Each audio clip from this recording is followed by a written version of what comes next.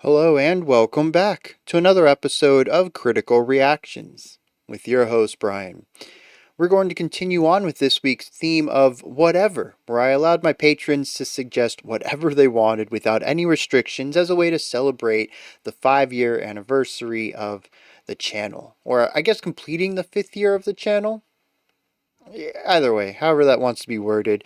Right now we're going to be checking out Gazpacho, The Walk, Parts 1 and 2. This comes from their 2009 album, Tick Tock.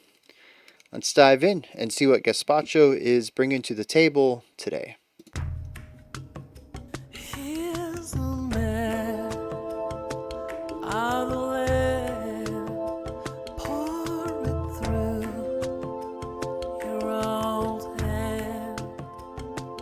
Give me more sand, more sand. Help us here within the snake.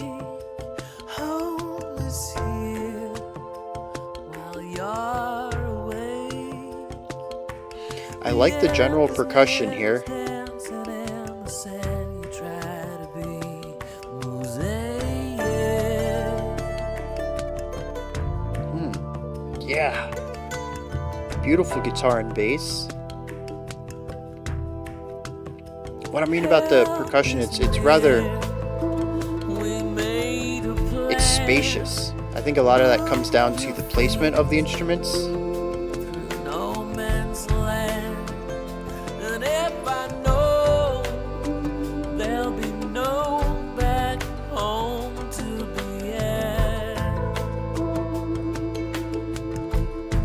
in the bitterness of the truth, where the curve of the rise up, feel like walking through a masterpiece of evening blue in unread book. And I fall, but I can't stand up. Which right do I have to believe? Leave the wreck in the sun. It's on your head until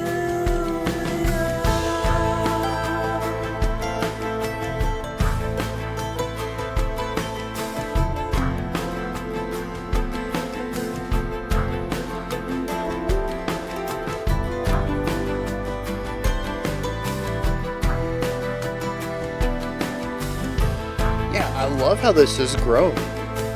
2.5 minutes in, and it's just a continuous evolution of that same sound we started the song with. and the bird is so golden. Feel like walking through a starry night. The sky is bright and burning, and I fall, but I still manage. Which right do I have to deceive? Leave the wreck in the sun. It's on your head until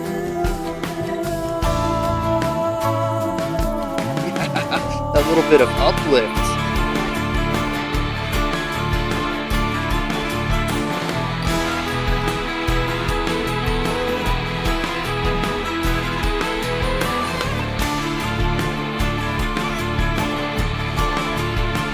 I love this bass tone over here. I don't know what it is. The Phrygian melody in the middle is a nice change of pace.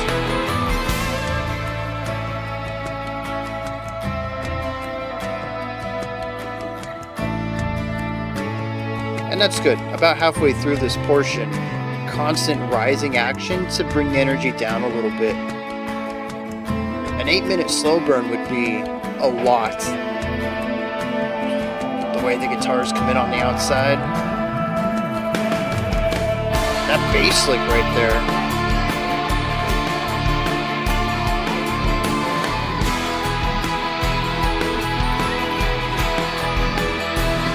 Got really bright twinkly bells.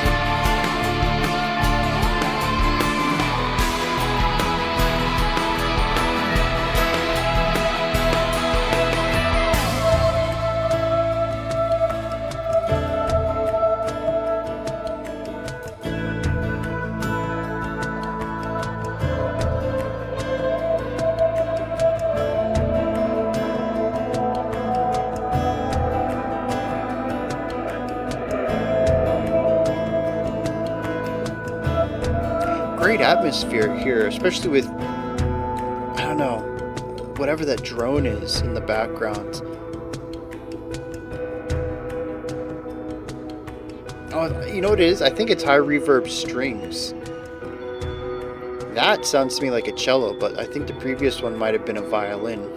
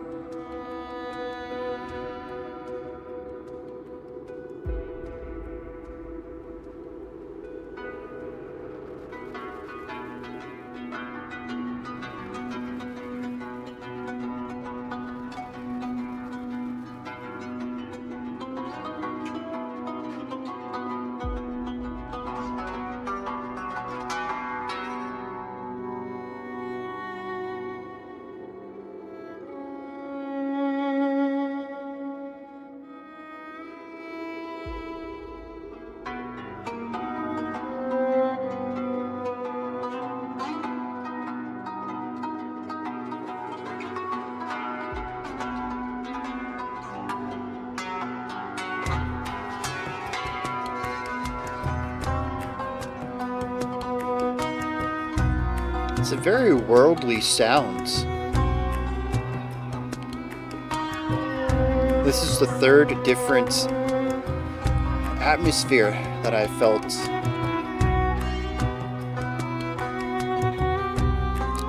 A lot of it's going to be the harmonic changes, but there's also a lot of percussion switches and timbre shifts throughout that aid in these changes.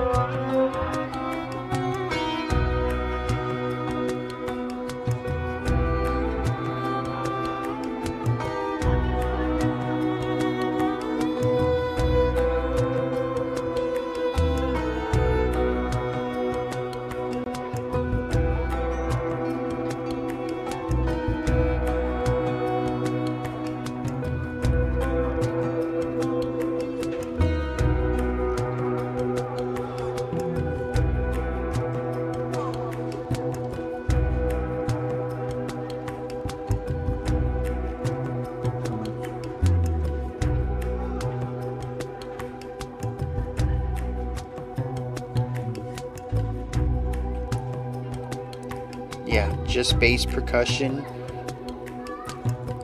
reverby synths. This is our transition.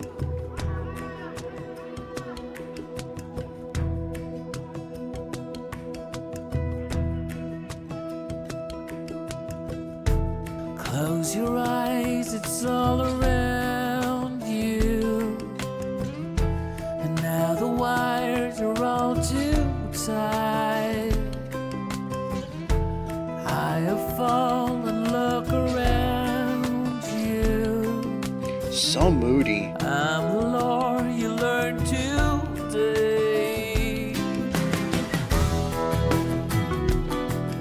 Ooh. And I took a turn in my way. And I Yeah, stood so inside. The plane is bought as space. Prevo has a gun. One bullet to a man. The sky is wide. It feels like a magic carpet. Come fly, diet man. Shoulders are like ice cap. The mountains and the sand. The curve of the horizon is feminine, so then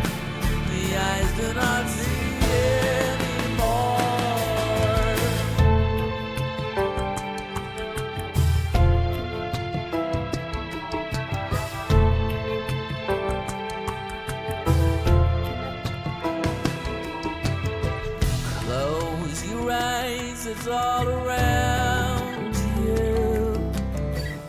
Leads a Dude, this is blanket of just... decay. Is this all acoustic?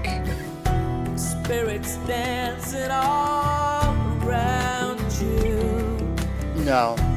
Clouds like coral I think this is a clean electric, but I think the bass we've heard is also an electric bass. I'm the one to survive this. So Oh, that's definitely an electric guitar though. the plane is but a speck.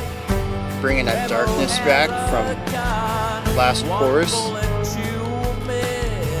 The sky is white. It feels like a magic carpet. A wish for a dying man. Shoulders are like ice cap. The mountains in the sand. Curve of the horizon. It's primitive man. So we did not speak anymore. Ooh, all that build up into nothing.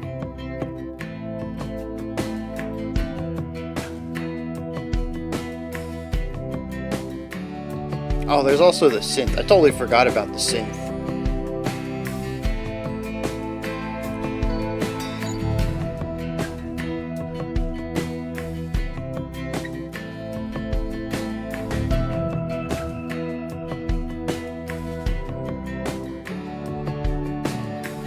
Close your eyes now, it's all around you.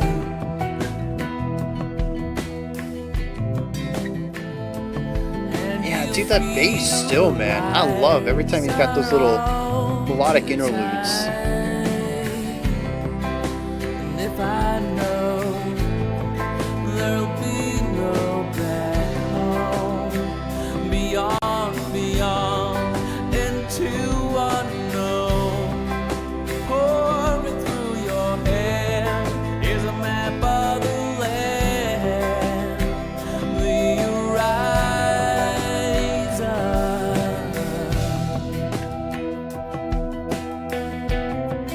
and the bird is so golden,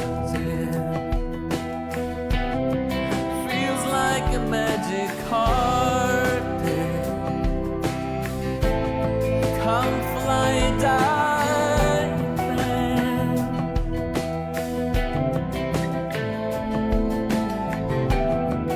The long haul back in no direction,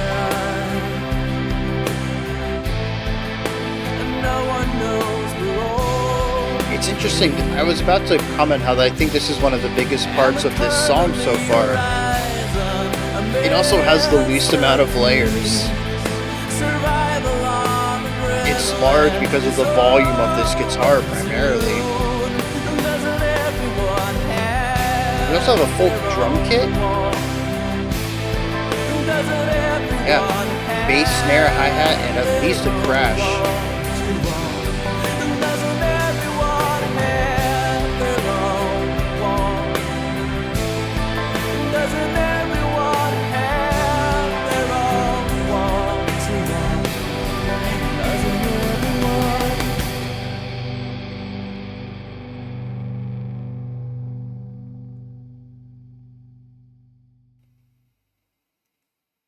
I'm kind of curious where y'all sit with that ending.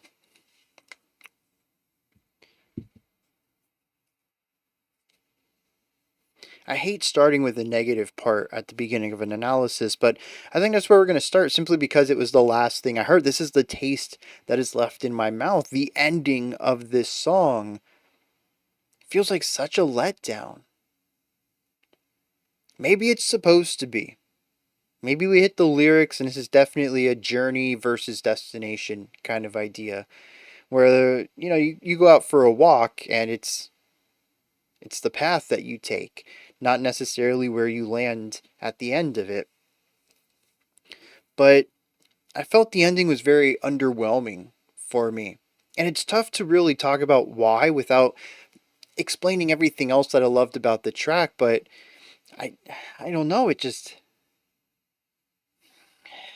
I guess we got to talk about everything else. I wanted to start on this, and I didn't realize I would need to contrast it with other things.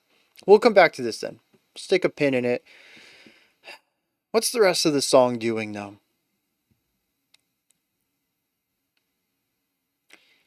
Layers, complexity. I can't even say duality. It's all over the place. There's so many different ideas going on in here. To me, the majority of this track is about building up of ideas and transference of energy. The entire first 4 minutes of part one, the first half of it, is the slow burn, slowly adding of layers. We start out so small and simple, a bass guitar and and a acoustic guitar, some hand drums, light percussion. I think we had a cajon in there. Um, I don't know, maybe bongos. Very light wooden sounded percussion, though, is what I'm getting at. And the vocals, very clean and almost effortless. It just feels very natural for this vocalist to be in this. And I think that natural element pairs well with the acoustic sounds that we have here. Now, again, I don't think the bass is acoustic. I think it's just a very clean electric sound, but it doesn't give an electric feeling to it. It's not like it has distortion or compression on it. It just feels like an amplified bass tone. They just went for an electric with an amp rather than getting an acoustic bass. That didn't stop them from getting so many acoustic guitars, though. There's like 3 acoustic guitars at any one time in this track. And I'm kind of curious why they didn't go for an acoustic bass also. Regardless, I think timbre-wise, despite being able to tell it's amplified, it still gives that same resonant tone that you would expect from an acoustic bass. There's also a lot of spaciousness here. I mentioned right off the bat that I love the spaciousness of the drums. Part of that is the lack of hits. There's just not a lot of it. You get a couple, a little eighth note run here, and then a couple of beats rest, and then a couple more hits there. It's these little splatterings of a rhythmic motif rather than a constantly apparent pattern. But there's also a lot of percussive instrument here. We have one panned out to either side. We also have a center one, and they're all sort of scooping into the spaces of the others to fill in that silence. Each individual instrument isn't really playing a lot, and collectively they're still not taking up all of the space that they could, particularly because they're these tiny sounds. There's not a lot of resonance to them. It's not like when you hit a crash cymbal and even 2, 3, 4 bars after you hit it, there's still that shimmering going on. These are very light, short, condensed sounds. And so they don't really take up a lot of space as far as reverb goes. They're not being played, 16th notes or something like that where their presence would constantly be felt. They're spacious, both in the mix and in the composition. This is paired with a bass that might play a lick that takes up a couple of beats and then rests for the next few beats to fill out a 2-bar phrase or something like that. It's this balance of notes and playing versus rests, space, silence. We kind of hear this everywhere. Even the vocals will sing a line and then take some time off. It's about balancing these two sides of music. And I love this. The space eventually gets filled in, though, as we add in the synthesizers, the extra acoustic guitars, the strings that pop up, eventually bells even. There's some more pitch-based percussion that shows up. An electric guitar shows up a little bit later, around the 3.5, 4 minute mark when we hit the peak there. It's just a very warm tone, sound, atmosphere throughout this entire thing. All of the instruments individually sound great, but coming together, I think that what they're creating is just very grounded, rooted. It's human. There's a strong element of warmth to it. Atmospherically, I haven't quite put my finger on what's going on here. It's not positive. It's not really negative either, but I wouldn't call it neutral. Neutral negative, maybe. There is an element of possibly longing to it. You know what? I think it's just a little bit more complex, though. I do think there's a longing, but there's also a beauty to it. A slight uptick and a slight downtick simultaneously, one that feels happy for a very bland vocabulary word there, but simultaneously something pulls it down, but just a notch. This None of this is ever overly joyous, super positive, major chord vibes, and none of it gets really sappy or sorrowful or dark either. It just kind of hovers around that neutral feeling with dips here and there towards one direction or the other. I'd almost say there's a bittersweet element to it as just a nice word to bring the positive and negative together, but I don't know if that's the right word for it either.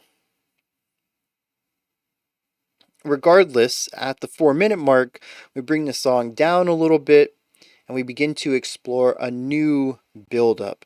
This time we take the harmonic direction differently and we enter into a instrument-led Phrygian mode. I thought this was rather nice. It was a great way to counter the vocal led previous 4 minutes and to create a new atmosphere that contrasts heavily with the first. I'm also just a sucker for Phrygian in general. I think it's a beautiful mode, and yeah, I got sucked in right here too. So, um, but it was a bit on the simpler side. Again, as I mentioned during the reaction, around the 4 minute part, we could have kept building, but our volume had peaked here, and I think as far as the sound sphere goes, we were also quite full there too. There really wasn't anywhere else to go. If we had continued with slow burn growth for the remainder of the song, it would have just kind of capped out here and been full intensity for the remainder 4 minutes. Instead, they did what I probably would have done too, and that's drop the energy down and create some contrast, create some flow, and allow it that when we get back to something large, it feels large again.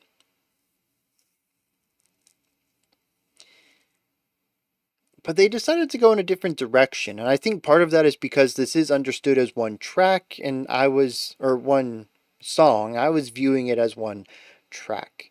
I saw that we had about 3-ish minutes to go, and we weren't building back up to an ending yet. And that's what made that feel a little awkward for me until we, transitioned tracks, and that felt very normal. And I realized this is a 13.5 minute song, not an 8 minute song followed by 5.5, and that changes everything. What I felt was supposed to be an ending, which it still kind of is, right? If we look at the way that the song ends, we have the next section that comes after the Phrygian one, and then it kind of dips down into a transitory idea. I'm getting a little ahead of myself right here, but I still want to talk about that real quick. It does feel like there's a transition here between the tracks, that it's not one smooth 13-minute song, which would make sense. You just make that a 13-minute song, right? This definitely feels like a transition between two ideas and sort of two movements of this concept. I think it's a smart idea to put it into two parts because the two tracks do feel very different to me despite having many similarities. But after this Phrygian mode, we kind of bring the energy down again, and I thought we were going to build it back up, but we didn't, at least not the way I thought. We went into another mode. I don't know the name of this mode. To me, it feels very Eastern. Kind of has a Chinese feel to it. Like I said, I wish I knew the mode of it so I could more accurately determine and talk about it. But as I mentioned during the reaction itself, it isn't just the harmonic qualities that change. It isn't just that they're using a different set of notes to convey a different feeling, but there's also a drastically different instrument palette here as well. And that's what I really love about this song, and maybe Gazpacho as a whole. I think this is the first time we've checked him out, but I was not Yeah, this is the first time we've checked him out. I was not expecting this level of variety in the timbre, and I absolutely love that. I mean, some of it I think does come from the synthesizer, which gets a bit playful at times, but we have a very wide palette from the percussion. And then we also have the guitars, a few different acoustic guitars that all have their own different flavors and characteristics. We have the bass, we have the vocals, we have a couple of strings. I think the strings go through some processing at one point. We get some heavy reverb on some of them. And then we also have the synthesizer. Well, see, here's the thing. I think it's a synthesizer, just that it feels like a synth pad with a bunch of stuff put on it, reverb or compression or whatever is necessary to set the scene. But I mean, honestly, you could take a lot of different sounds and run them through pedals and end up with a similar-ish atmosphere. So I'm going to continue to say synth because that's what it sounds like to me. But if they don't have a synth player, just whatever instrument they're using to create this sound. Um, yeah, there's so many instruments, and I really love that. You know, it's one thing just to change up your harmonic mode to go to a different key or something like that. Yeah, you're going to have different flavors from that too, but to lean into that and say, well, we're also going to bring in different instrumentation that better fits this atmosphere. To me, that's the sign of gonna get a little gatekeepery here, but like the real artistry. Not to look down on people who just stick to compositional ideas and restrict themselves to instruments because restriction and limitation do breed creativity. And we do get some really neat things out of that. But I'm also a huge fan of musicians who push themselves, who play some music and realize, hey, this doesn't sound quite right, but it's not the writing. What we've written here is solid. It's just the instruments don't fit what we have in mind, and they'll go out and learn new instruments to fix that.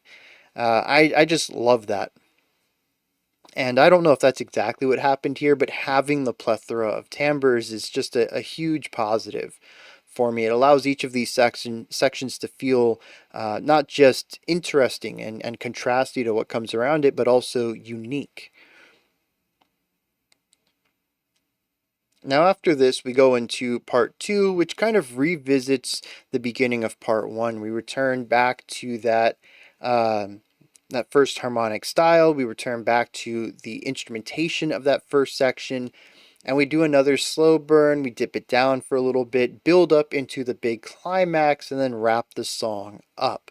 The big climax includes, I believe for the first time, a full drum kit rather than an assortment of percussive instruments, and an electric guitar with distortion on it, which we had heard before, but is taking a more prominent role in this part of the song.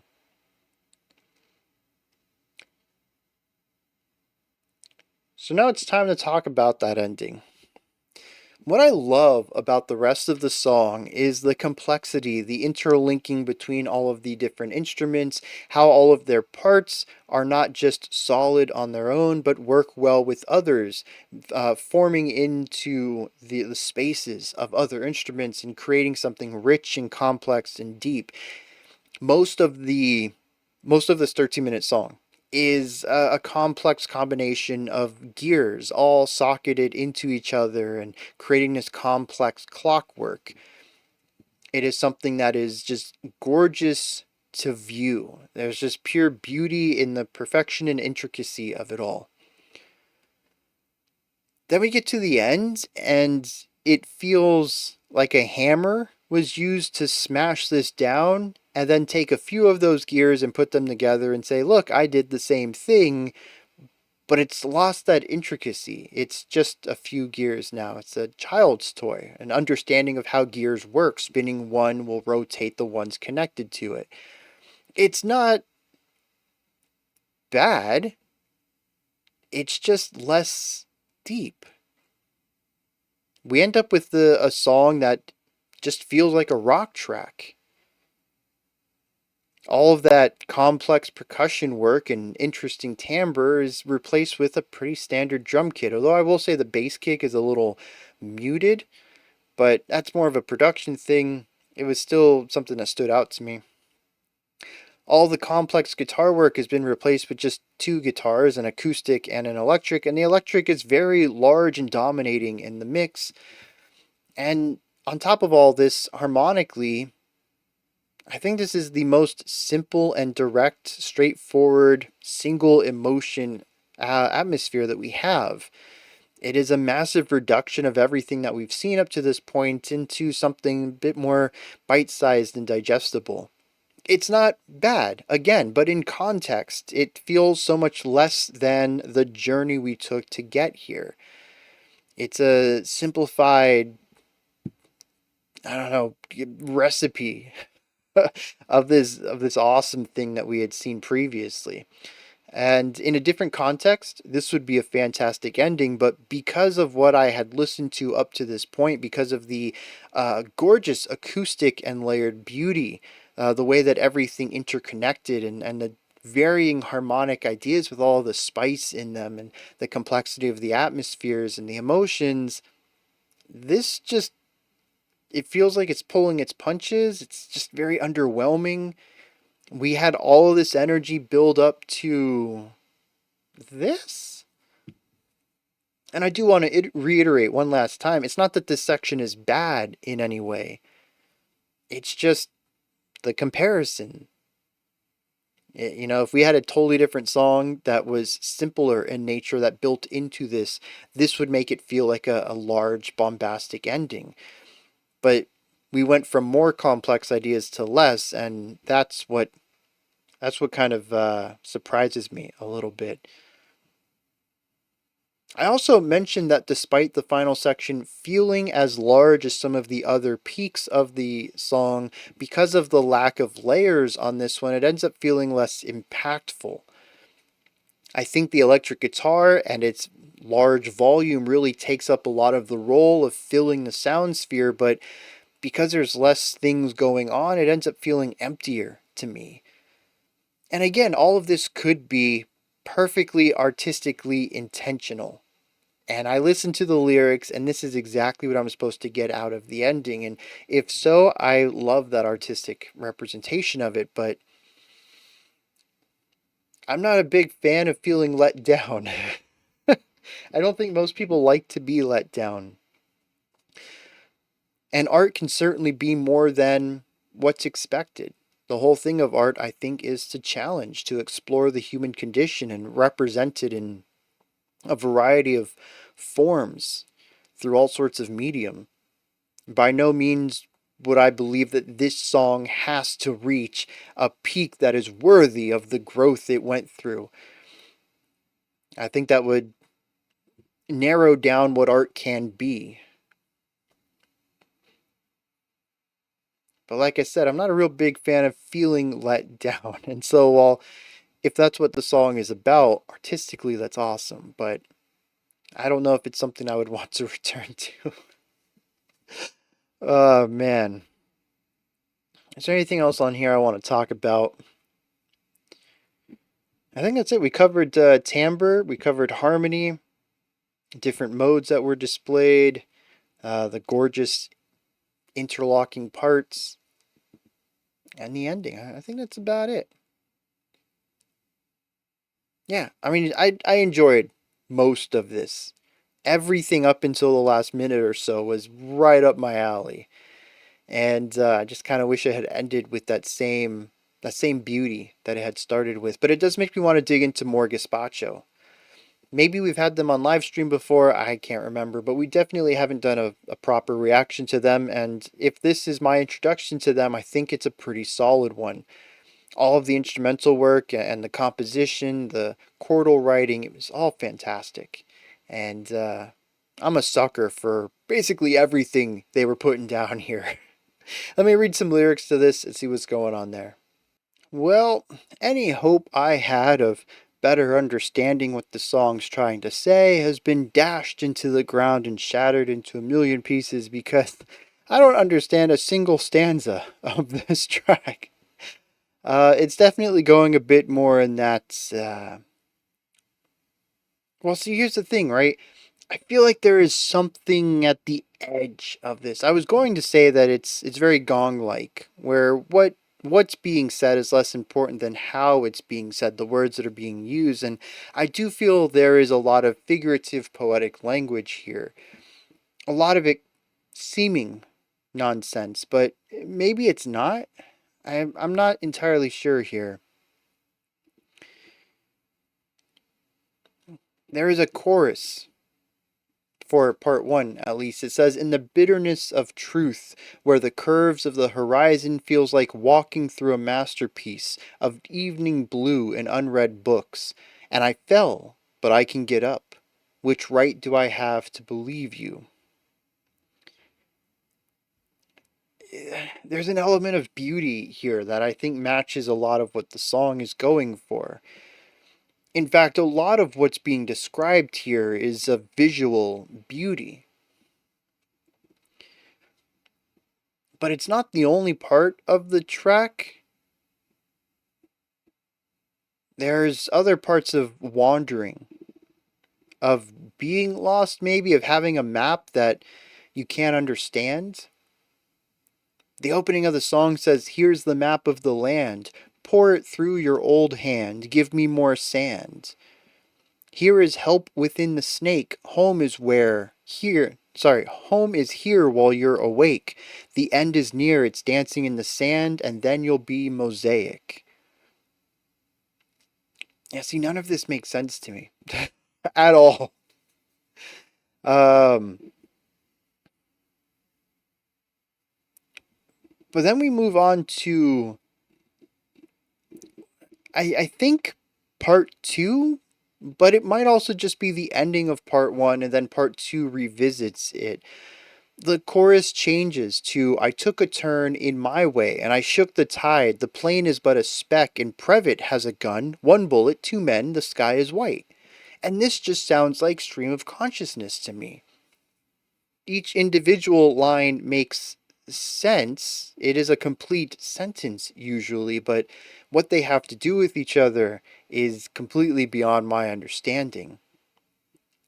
We have stanzas like this that almost wraps up the album, or wraps up the track. It says, "Feels like a magic carpet. Come fly a dying man. His shoulders are like ice-capped mountains in the sand. Curve of the horizon is primitive, man, so we do not speak anymore." It's the second time that the curve of the horizon has been mentioned. It's actually mentioned another time, calling it feminine, and so because of that, our eyes do not see anymore. Of course, the horizon isn't curved, it's a straight line, but it depends, I think, on what you view the horizon to be. It's where the sky meets the water or the land or whatever else, and that should be a flat line. However, if you kind of step back, get outside of a simple human mortal view, the horizon must be curved because planets are round. And so I tried to take it from that philosophical angle, and it still took me nowhere. I have no idea what they're going on about, but it's very important that it's mentioned so many times in this song. And so I'm a little lost on this. The ending does have a bit of, I'd say, feeling let down to it. It says, "The long haul back in no direction, and no one knows we're okay. And the curve of the horizon, it's a masterpiece. Survival on adrenaline, it's over soon. Doesn't everyone have their own walk to walk?"